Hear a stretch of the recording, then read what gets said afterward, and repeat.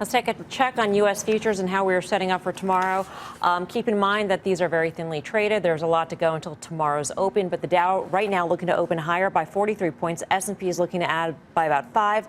NASDAQ looking to be up by 28 points. The Japanese market will open in just a few minutes right now, and Nikkei futures had indicated an open about 3% lower.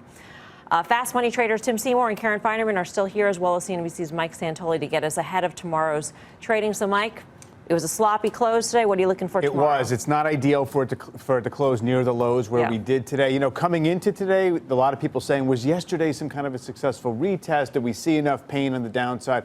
You can't make that conclusion right now. But a lot of the ingredients you look for to have these extremes in terms of a stretched market on the downside are in place, which does not mean we bounce tomorrow. So I honestly think it's about keeping expectations in line, watching how stocks react to earnings. That might be your first clue if a lot of them start to look on the bright side. So we did have good earnings out tonight from Microsoft, from Visa, from Ford, from Tesla. Yeah. If these are able to hold the gains, is that any sort of a good indicator? Well, think about first quarter earnings and where we were getting crushed in January, February, and into March, and we needed actually those first quarter earnings kind of saved the day and reminded people the things that we've been talking about tonight, that fundamentals are really quite strong. So we've got, as we said, NASDAQ is going to be reporting all the way through to Amazon. It's going to be a big day. It's very important. Also, watch the dollar. And I think the dollar is on the verge of breaking out. That's a flight to quality. That's not good. And that's going to hurt asset prices. And the ECB meets tomorrow. And I still think that Italy is something that we haven't talked about that tonight yet.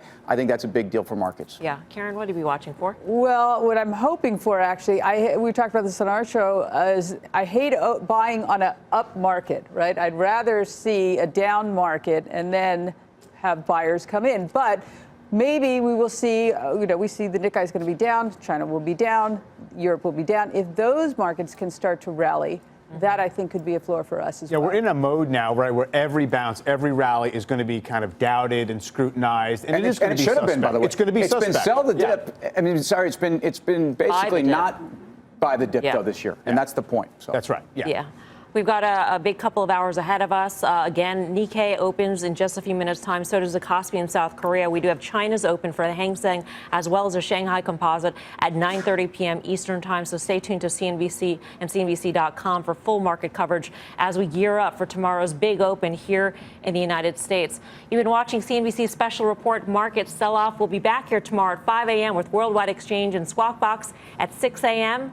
Get futures update on CNBC.com. Shark Tank begins right now.